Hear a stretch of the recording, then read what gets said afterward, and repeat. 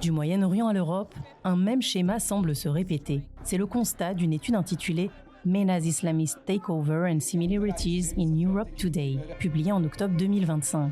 Elle compare les prises de pouvoir islamistes en Iran, en Turquie, au Liban ou en Algérie, et les signaux d'alerte observables aujourd'hui sur le continent européen. Selon cette étude de l'Institut Expertit, les prises de pouvoir islamistes au Moyen-Orient suivent un schéma récurrent. Une entrée par la démocratie ou via des alliances tactiques, puis une fois installé, un démantèlement rapide des libertés civiles et des contre-pouvoirs. En Iran, l'alliance entre la gauche révolutionnaire et les islamistes s'est retournée contre ses initiateurs.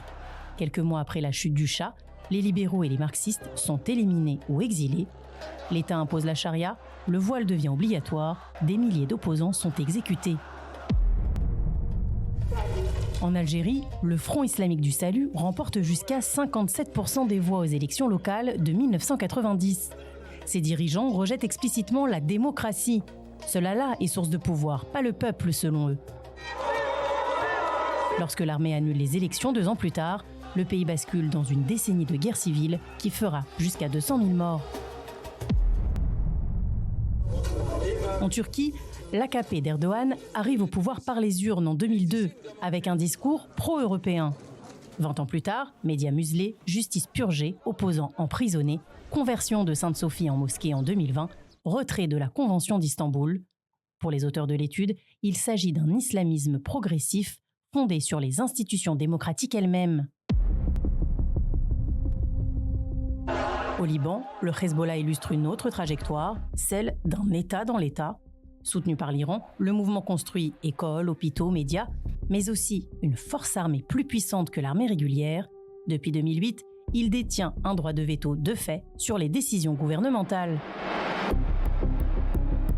L'étude affirme que certains signaux visibles aujourd'hui en Europe rappellent les prémices des prises de pouvoir islamistes au Moyen-Orient.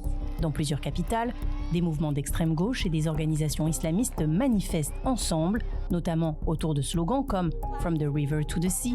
Ce phénomène est qualifié en France d'islamo-gauchisme.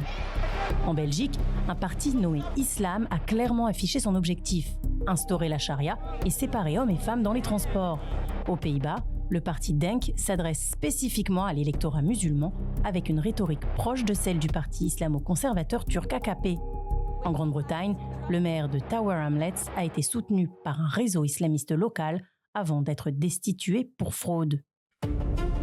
Dans certaines villes anglaises, notamment dans le Yorkshire, un rapport du magazine The Economist décrit des sociétés parallèles où l'on peut vivre presque entièrement dans un environnement islamique autonome. Écoles religieuses, arbitrages familiaux par des conseils islamiques, quasi-absence de mixité. La France évoque quant à elle un risque de séparatisme islamiste dans certaines banlieues. L'étude souligne aussi un risque, une pression croissante contre les valeurs libérales, notamment la liberté d'expression, l'égalité homme-femme et l'universalité de la loi.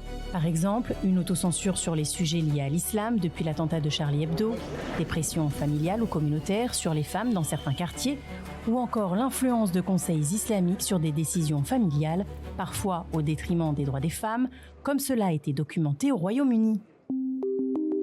Le rapport ne décrit pas un scénario imminent, mais un risque structurel, celui de voir, en Europe, des dynamiques semblables à celles observées en Iran, en Turquie, en Algérie ou au Liban, alors que personne n'imaginait ces évolutions possibles. Elle identifie 3 trajectoires historiques à surveiller. 1. L'alliance tactique. Comme en Iran en 1979, alliance temporaire entre gauche radicale et mouvance islamiste, qui tourne ensuite à l'avantage exclusif des islamistes. 2. L'entrée démocratique, puis la sortie autoritaire, comme en Turquie. L'usage des élections pour gagner du pouvoir d'abord, pour affaiblir les institutions ensuite. 3. Les structures parallèles qui finissent par concurrencer l'État, comme au Liban. Milices, réseaux d'assistance aux normes religieuses qui deviennent plus influents que les lois nationales. Selon les auteurs de l'étude, l'Europe peut encore éviter les dérives constatées dans plusieurs pays du Moyen-Orient, mais l'étude rappelle que les prises de pouvoir islamistes commencent toujours lentement et se terminent soudainement.